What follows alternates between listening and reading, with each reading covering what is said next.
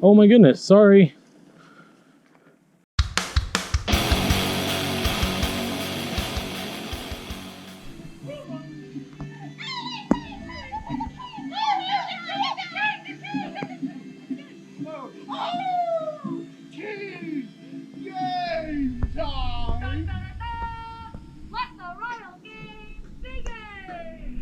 So I'm about to meet Rebecca to go ride some trails.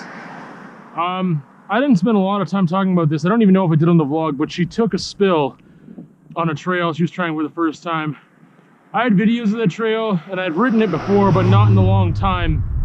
And it was a little more challenging than I remember. So her taking a really good fall on that, like quite a drop, really was upsetting for me, just because like I felt responsible, and I want to figure out with better precision what trails are in her zone of proximal development, what are too risky, what are going to be not too easy but will like push her. So I'm riding Greybeard right now. I haven't ridden it for a bit. I remember it being a fun trail, but I also remember being scared of it at first, but I don't remember why. So that's why I'm riding it right now.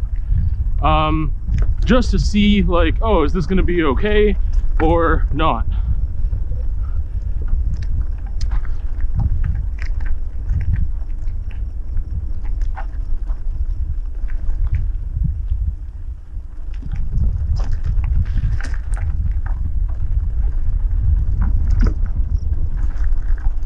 I think that's the sketchiest part of the trail right there.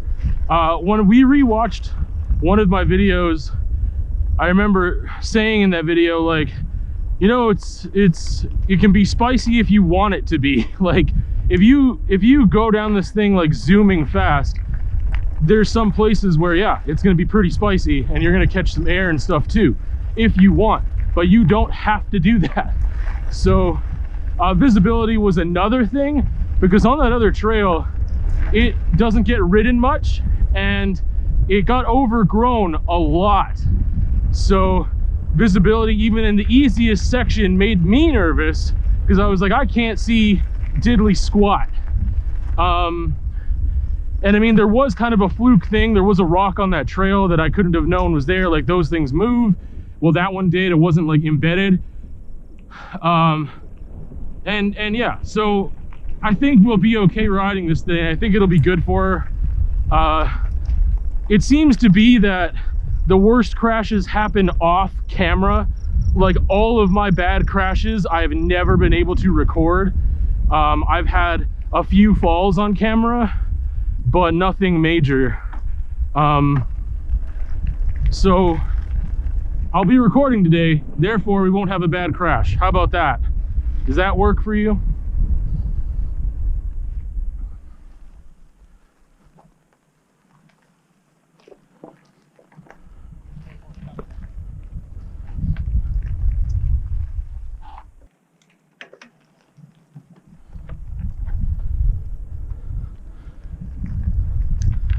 I've never done this trail in reverse, and I've never really noticed wherever that climb is they're going.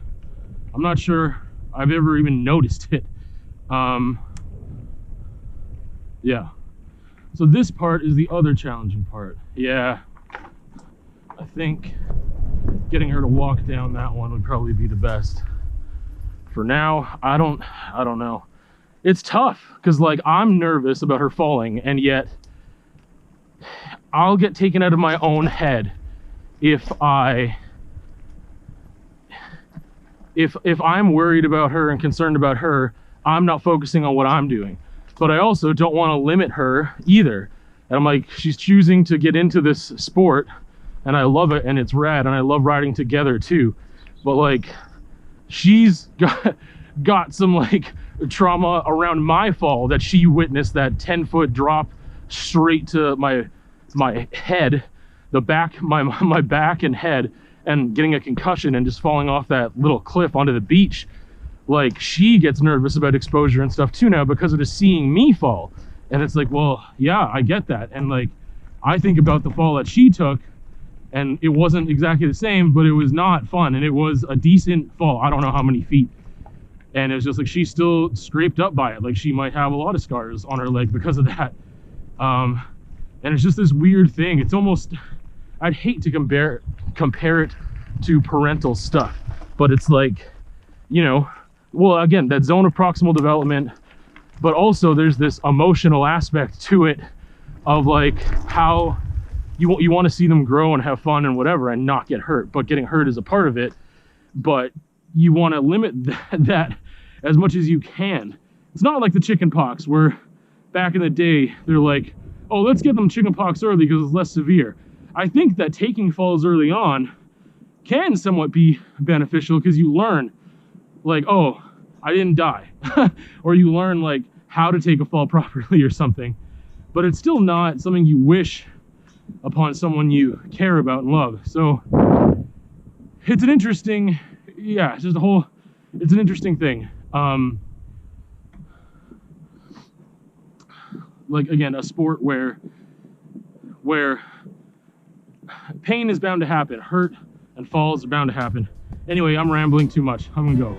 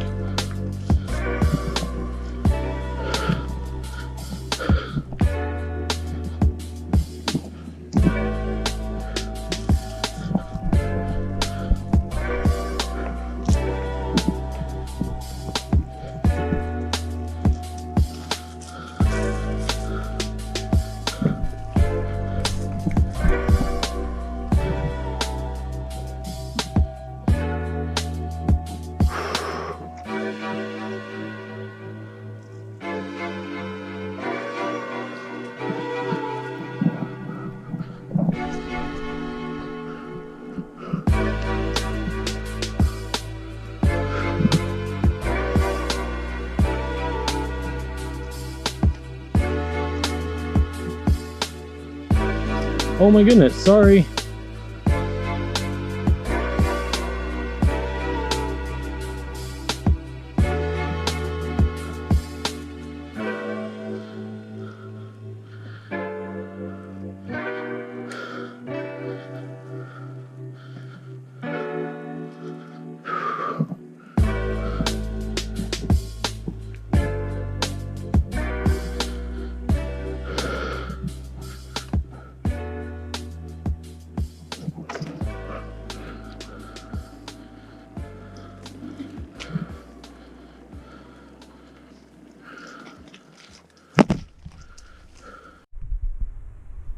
Okay, I think this is the only thing I have this week in the vlog that's not me doing some riding or riding with Rebecca.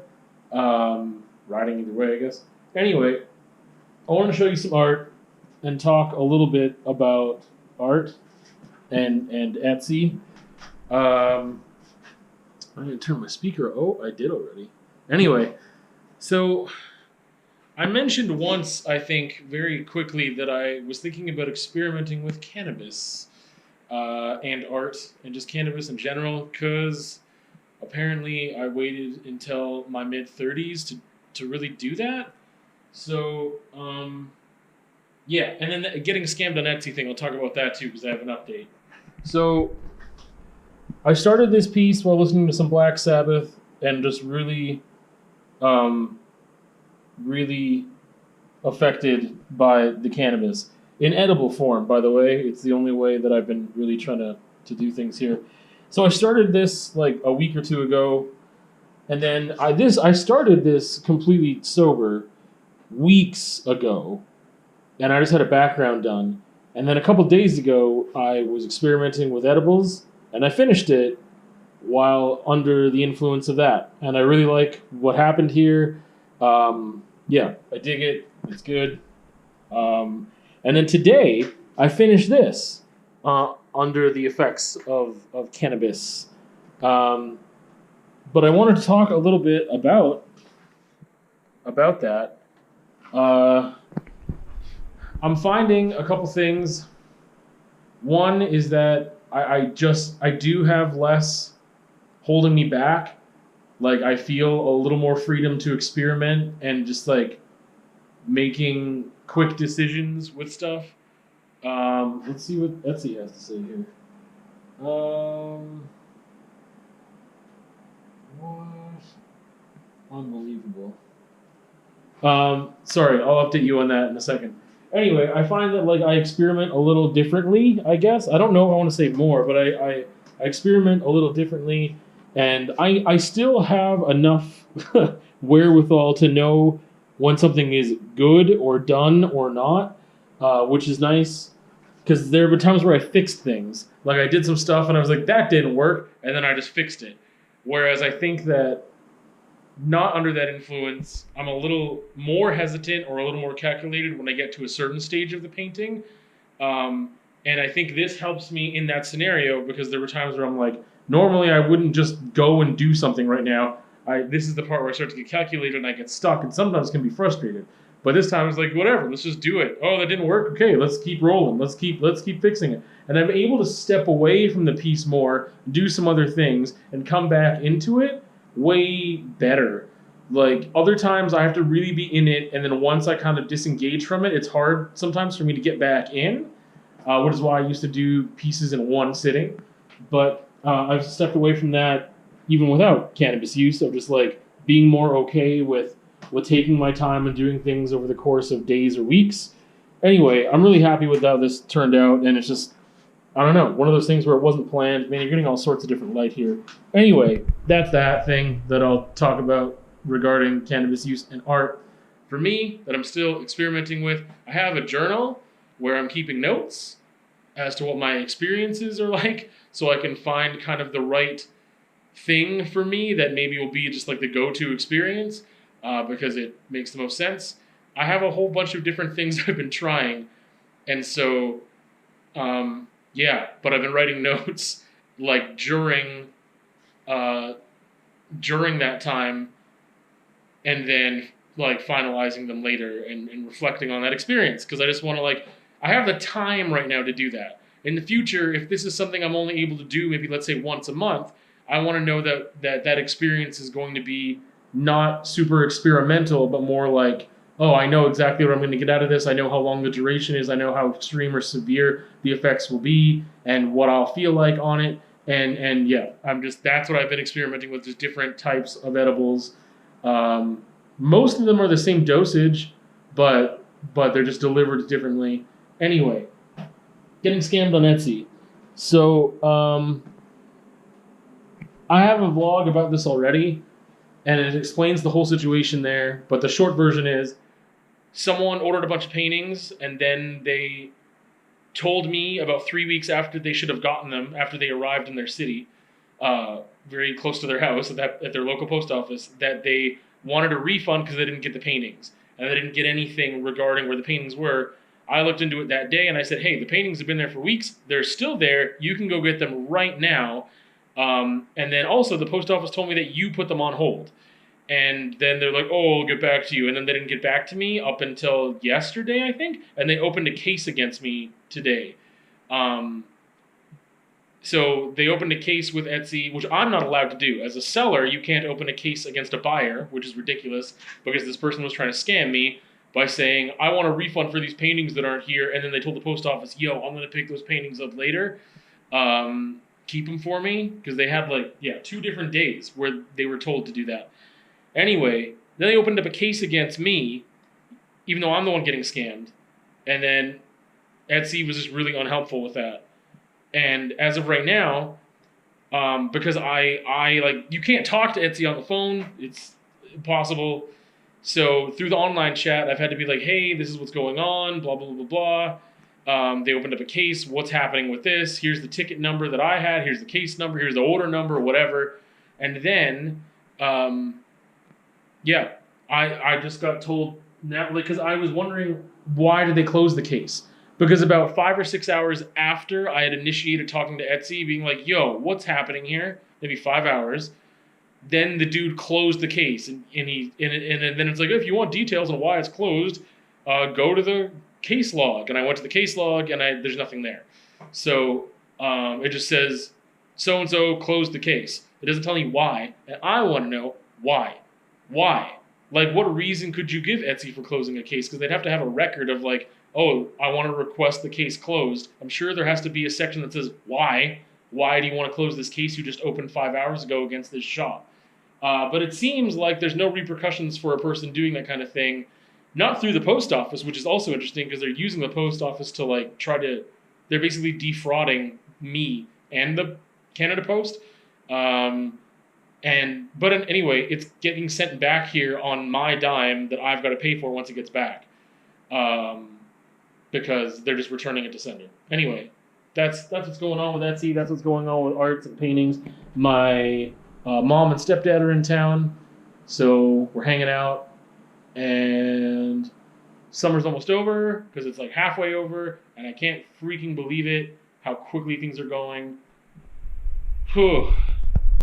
So capping off the vlog real quick. Other videos this week, I did a raw ride of Greybeard and another trail ride of one I'd never ridden before called Better Call Saul, which isn't super great. And then I had a conversation about being in the present and 2 different ways that I need to force myself to do that. One in a very focused way of actively doing something, and one trying to focus on not doing stuff, which is more mindfulness.